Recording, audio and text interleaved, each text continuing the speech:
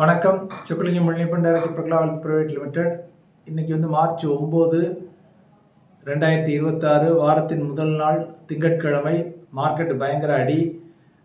இன்னும் நம்ம மார்க்கெட் மட்டுமல்ல, ஜப்பான் மார்க்கெட்டு 6% மேலே அடி, சவுத் கொரியா மார்க்கெட்டும் கோஸ்பி 6% மேலே அடி.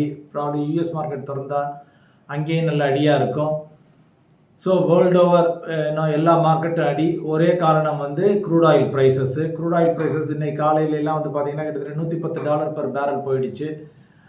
இப்போ அங்கேருந்து குறைஞ்சு ஒரு $98 இருக்குது. Still 11% up compared to previous day. So $98-99 இருக்குது. இதனுடைய ஒரு பேக்ரவுண்டு கொடுக்கணும் அப்படின்னு பார்த்தீங்கன்னா கிட்டத்தட்ட இப்போ உங்களுக்கு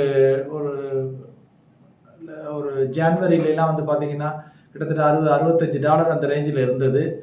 ஸோ $65 இன்றைக்கி இப்போ $99 $100 இருக்கும். இன்றைக்கி பீக் போனது $110. ஸோ அப்படிங்கையில் கிட்டத்தட்ட ஒரு 50% மேலே க்ரூட் ஆயில் ப்ரைஸஸ் இந்த லாஸ்ட்டு ஒன் வீக் 10 டேஸில் போற ஆரம்பித்ததுலேருந்தே உயர்ந்திருக்கிறது. One of the steepest increment price rise. So இப்போ இது $100 வந்தால் நம்ம நாடே இருக்காதா, போயிடுவான்னு பார்த்தீங்கன்னா $100 மேலே இதுக்கு முன்னால் வரவே இல்லையானா பல தடவை வந்திருக்கு. ஜூலை 2008 வேர்ல்டு ஃபினான்ஷியல் கிரைசிஸில் $128 per பேரல் போயிருக்கு. அப்புறம் திருப்பி ஜனவரி 2009 ஒரு 6 மாதத்துலேயே $34 விழுந்துச்சு crude oil prices. Again March 2020 பார்த்தீங்கன்னா கோவிட் டயத்தில் $18 வந்துச்சு. மே 2022 பார்த்தீங்கன்னா $113 ஏறிச்சு. அங்கேருந்து commodity, it is a commodity. So price rise ஆச்சு. $18 $113. அங்கேருந்து இப்போ ஜூன் 2023 $68 வந்துச்சு. அதுக்கப்புறம் அதே இடத்துல லாஸ்ட் ஒரு 2 இயர்ஸாக வெரி கம்ஃபர்டபுள் சுச்சுவேஷனில் இந்தியன் எக்கானமிக்கு ஒரு ரொம்ப கம்ஃபர்டபுளாக சுற்றிக்கிட்டே இருந்துச்சு. இப்போ அங்கேருந்து $110 போயிட்டு ஆஸ் வி ஸ்பீக் $98 இருக்குது. ஸோ இதற்கு முன்னால் பல முறை இந்த ப்ரைஸ் ஹைக்ஸை பார்த்துருக்கோம். இதை வச்சு தான் இன்றைக்கி மார்க்கெட்டு அடிச்சிருக்காங்க. நம்ம மார்க்கெட்டு இப்போ நிஃப்டி 50 பார்த்தீங்கன்னா ஆஸ் வி ஸ்பீக் ஒரு 1.6%, மார்னிங் 2.6 2.7 எல்லாம் அடிபட்டுச்சு. இப்போ ஒரு 1.6% டவுனில் இருக்குது. அதே மாதிரி ஸ்மால் கேப் ஒரு 2.29% அந்த ரேஞ்சில் 2.3% டவுனில் இருக்குது. மிட் கேப் இண்டிசஸ் 1.61% டவுனில் இருக்குது. இன்றைக்கி எதை பார்த்தாலும் ஃபார் சேல் அப்படிங்கிற மாதிரி தான்.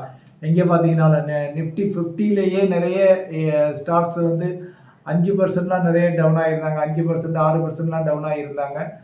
ஸோ இன்றைக்கி பாசிட்டிவ் அப்படின்னு சொல்லக்கூடியது ஒரு ஆஸ் வி ஸ்பீக் மார்னிங்கில் 1-2 தான் இருந்துச்சு.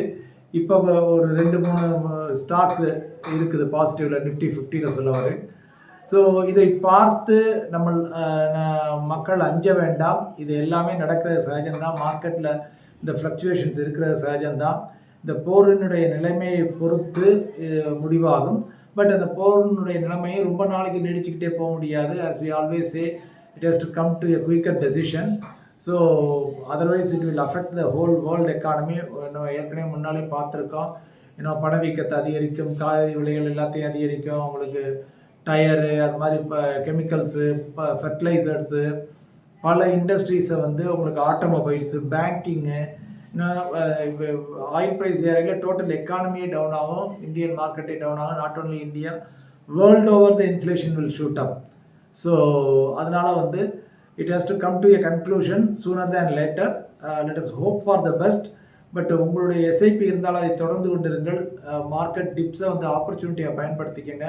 சில பேர் உலகமே அழிய போகுது அப்படிம்பாங்க. Don't believe in that. I don't believe at least. So ஜென்ரலாக இது போன்ற சம்பவங்கள் நிகழ்ந்துள்ளன. இதுக்கு முன்னால் ஈராக் இன்வேஷன் ஆன் குவைத்து, அப்புறம் ஈராக் வாரு, இது மாதிரி பல போர்கள் நடந்துள்ளன. கடந்த 15 வருஷத்திலே பல நடந்திருக்கு. இப்போ ரைட் நவ் நடந்துகிட்டு இருக்க ரஷ்யா உக்ரைனு. ஸோ இதையும் மீண்டு வருவோம், இதையும் தாண்டி வருவோம் அப்படிங்கிறது தான் என்னுடைய ஆழ்ந்த நம்பிக்கை.